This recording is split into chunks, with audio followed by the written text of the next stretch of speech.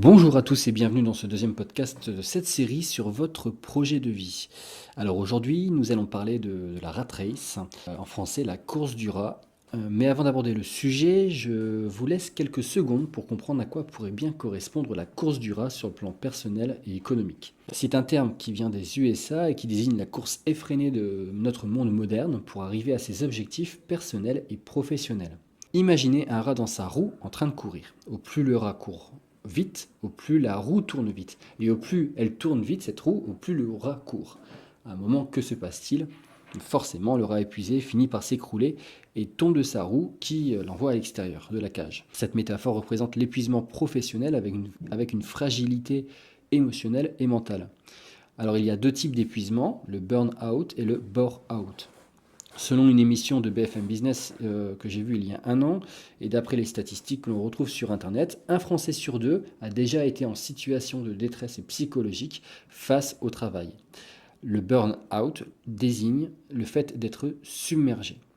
Alors le stress engendré par le travail vous submerge émotionnellement et mentalement au point de ne plus pouvoir vous lever de votre lit un matin. Alors comment faire pour ne pas subir le travail? Il faut revenir au tête, cœur, corps. N'oubliez jamais que votre être est le plus important. Peu importe le stress que la vie vous engendre, revenez à l'essentiel, prenez du temps pour vous. Il faut préserver les trois piliers de votre être avec les quelques conseils de la vidéo précédente.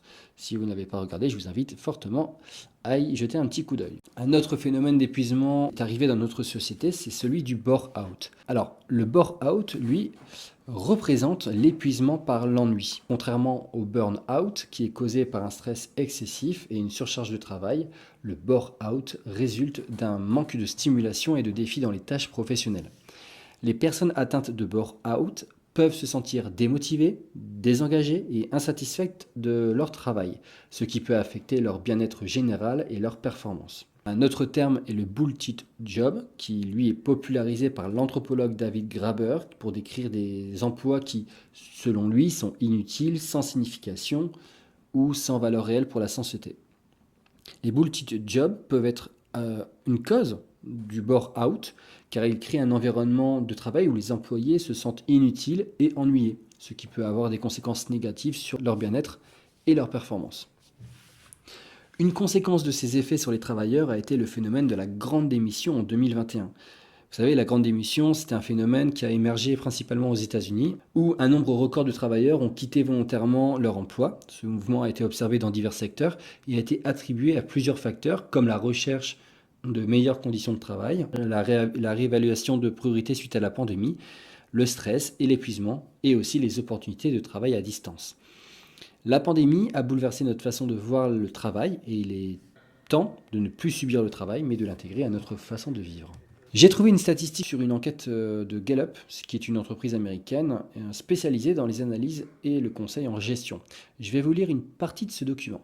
Alors, le titre c'est « Plus de la moitié des employés sont désengagés ou démissionnent silencieusement de leur emploi ».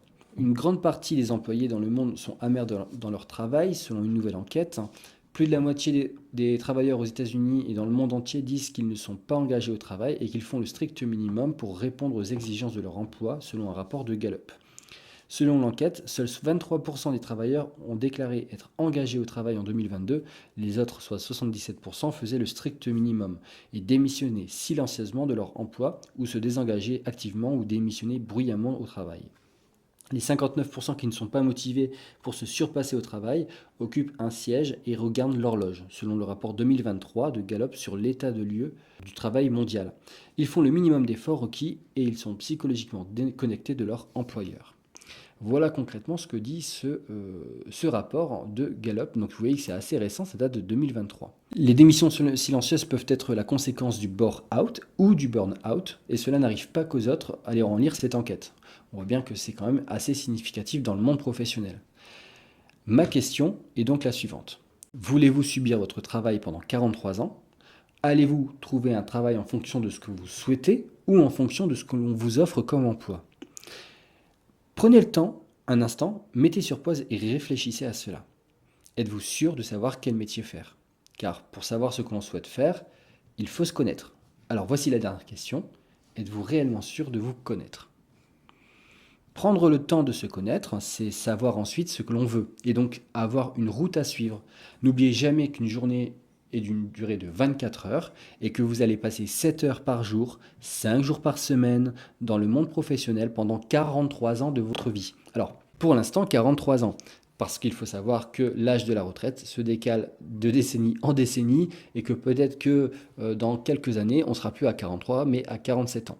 Donc autant trouver un travail qui nous passionne, avec un quotidien qui nous fait vibrer plutôt que subir un travail. Nous allons ensemble répondre à ces grandes questions dans les podcasts suivants. Le but est de trouver qui vous êtes pour connaître ainsi votre voix. Ainsi, vous n'aurez plus jamais l'impression de travailler, mais de vous amuser au travail. Le but est de ne jamais connaître l'épuisement professionnel de votre vie et donc maintenir cet équilibre tête, cœur, corps. Je vous dis à très vite pour le prochain podcast dont le sujet sera les 4 dimensions de votre personnalité et la présentation d'outils afin de mieux vous connaître. À très bientôt.